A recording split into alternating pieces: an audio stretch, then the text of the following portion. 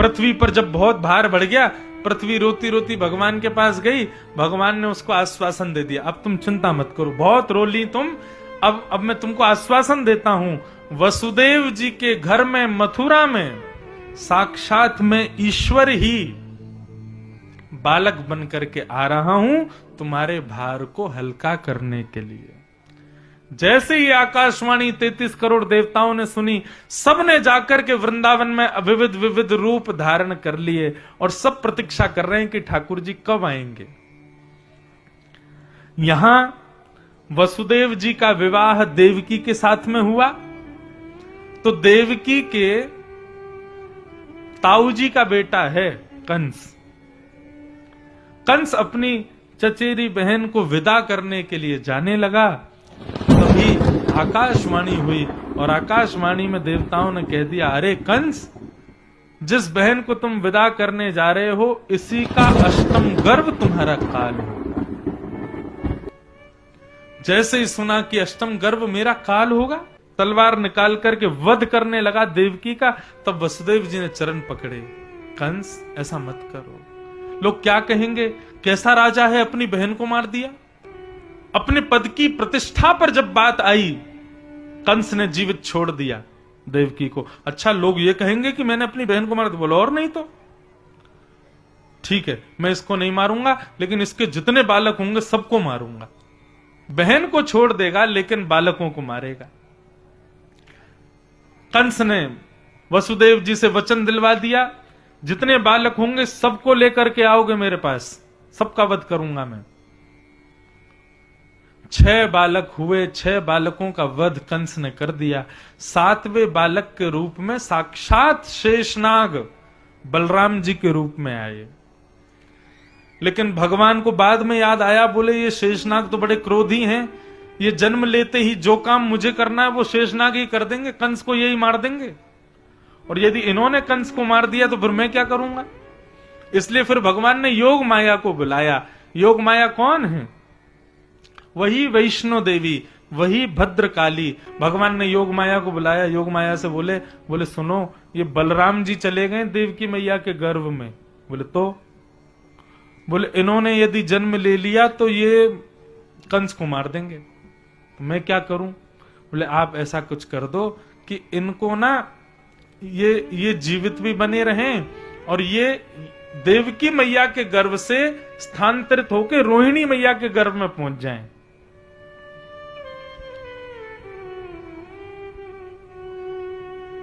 इनका गर्भ कर दीजिए। यदि आपने ऐसा किया तो कलयुग में आपकी बड़ी पूजा होगी, बड़े मंदिर बनेंगे, बड़ी सेवा होगी। योग माया बोली जो आज्ञा भगवान। और 2 महीने 3 महीना श्री देवकी मैया के गर्भ में रहने के पश्चात श्री बलराम जी स्थानांतरित हो गए रोहिणी मैया के गर्भ में। इसलिए वे दोनों के पुत्र माने जाते हैं, रोहिणी के भी और देवकी के भी। 7वें बालक की खबर लेने के लिए कंस आया तो खबर मिल गई कि वो तो गर्भ में ही खत्म हो गया। कंस बोला अब 8वां आने वाला है, तैयारी करो।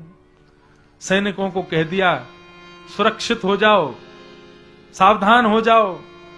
डबल डबल ताले लगा दी, हथकड़ियां पहना दी, बेड़ियां पहना दी, गले में भी एक सांकर बांध दी देवकी वसुदेव के कि कहीं बालक भाग ना जाए, कहीं ये उसको कहीं करना आमे। भादों का महीना 8वां गर्भ आ चुका था।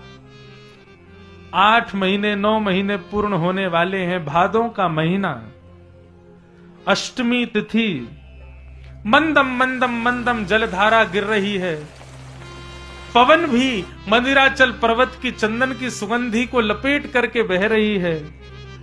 जैसे ही अर्धरात्रि हुई है, चंद्रमा बिल्कुल शिखर पर आए हैं, तभी कारागृह में देवकी के गर्भ से एक दिव्य तेज प्रकट हुआ।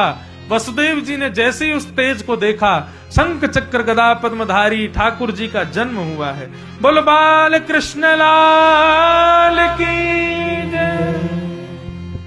ठाकुर जी का जन्म हुआ। कैसे हैं ठाकुर जी? उनके रूप की आकृति को अपने हृदय में बनाओ। तमद्भुतम बालकम, एक अद्भुत बालक हैं ठाकुर जी, छोटे से ही हैं। ऐसा नहीं कि ठाकुर जी विराट रूप में आए, छोटे बालक के रूप में ही हैं, लेकिन वो छोटे से बालक के रूप में भी कैसे हैं? चतुर्भुजम शंख गदायुधायुधम। आहा, एक तो छोटा बालक इतना प्यारा होता है, इतना सुंदर सुकोमल होता है, उसमें भी शंख चक्र गदा पद्म वाला चतुर्भुज वाला बालक। और केवल चतुर्भुजाएं हैं ऐसा नहीं, चतुर्भुजम शंख गदायुधायुधम, सारे आयुधों के साथ में भगवान आए हैं। शंख चक्र गदा पद्म सब हाथ में है। अच्छा, केवल हाथों में ही आयुध हैं और कुछ नहीं, ऐसा नहीं। श्रीवत्स लक्ष्मम गल सौभ कौस्तुभम, कौस्तुभ मणि पहन रखी है।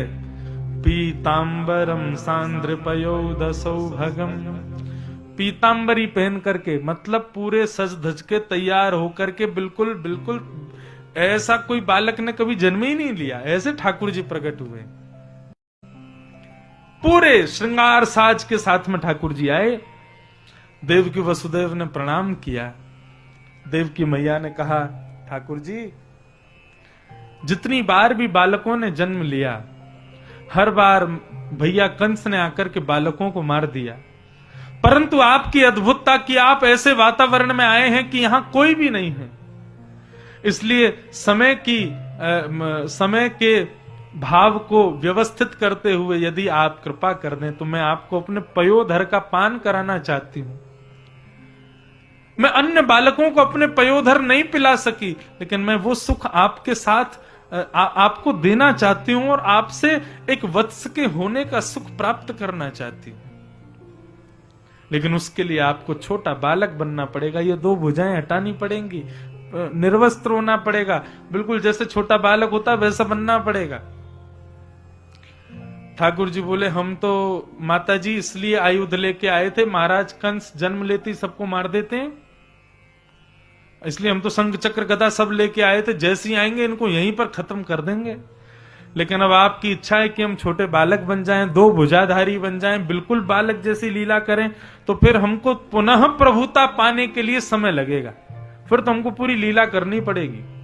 तो कंस को आज नहीं मारेंगे, 11 वर्ष बाद मारेंगे हम। मैया बोली, हमें सब स्वीकार है, लेकिन आप छोटे बालक बनो। भगवान छोटे बालक बने, मैया का पयोधर का पान किया। तत्पश्चात भगवान ने आज्ञा की और वसुदेव जी से कहा कि हे वसुदेव जी, अब कंस उठे उससे पहले आप मुझको गोकुल में छोड़ के आओ। वसुदेव जी बोले, कैसे संभव है? इतने सारे सैनिक हैं, दरबान लगे हैं, हथकड़ियां, पैरों में बेड़ियां लगी हैं, आपको कैसे लेके जाऊंगा मैं गोकुल? ठाकुर जी कहते हैं, आध्यात्मिक अर्थ समझिए वसुदेव जी।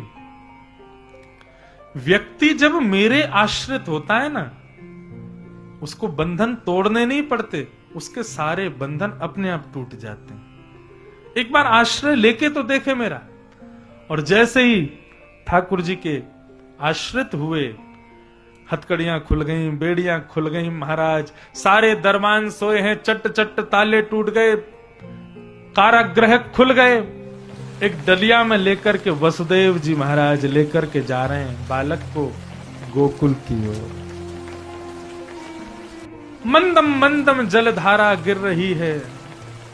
शेषनाग पीछे से आकर के छत्र बनकर के खड़े हैं ठाकुर जी के पीछे, और वसुदेव जी बालक को लेकर के श्री गोकुल को प्रस्थान कर रहे हैं। स्वागतम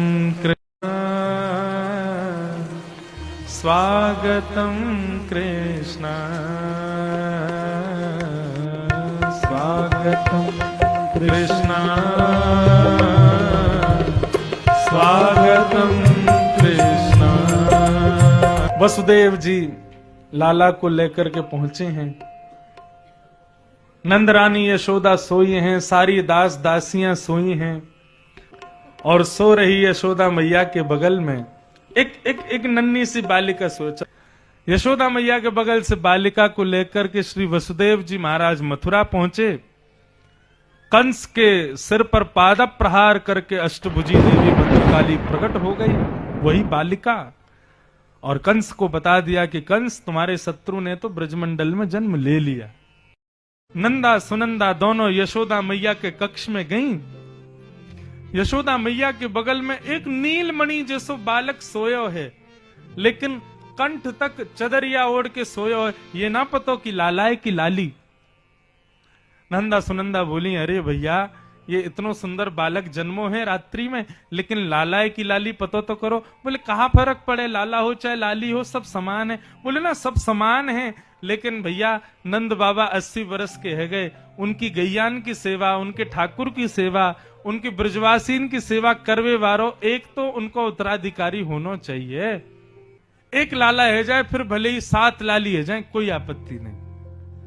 21 बार हरिशरणम को जाप करके जैसे ही चदरिया हटाई है नंदा ने, जैसे ही चदरिया हटाई है गया है गया है गया है गया है गया है गया है गया है गया। सुनंदा ने आके मुंह दबाया, बोले अभी अभी मत चिल्लावे, अभी कोई को मत बतावे। अरे नंद बाबा प्रतीक्षा में बैठे, सबसे पहले ये खबर उन्हीं को सुनाएंगे। नंदा सुनंदा दोनों दौड़ी दौड़ी गई और जाके नंद बाबा से बोली, बाबा है गयो है गयो है गयो है गयो। बाबा बोले कहा भयो? बोले अब तो है गयो। बोले भयो कहा?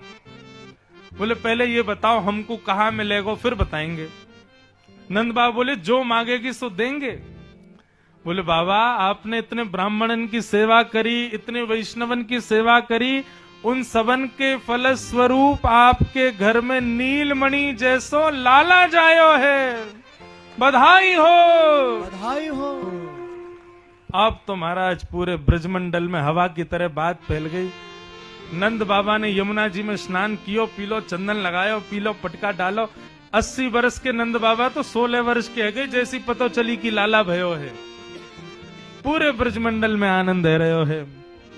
हो ब्रज में है रही जय जयकार, नंद घर लाला जायो है। ब्रज में है रही जय जयकार, नंद घर लाला जायो है। बधाई हो बधाई हो। हो ब्रज में है रही जय जयकार, नंद घर लाला जायो है। ब्रज में है रही जय जयकार, नंद घर लाला जायो है। लाला जायो है, नंद रानी ने लाला जायो है। हाँ लाला जायो है, नंद रानी ने लाला जायो है। अरे हाँ लाला जायो है, यशोदा ने लाला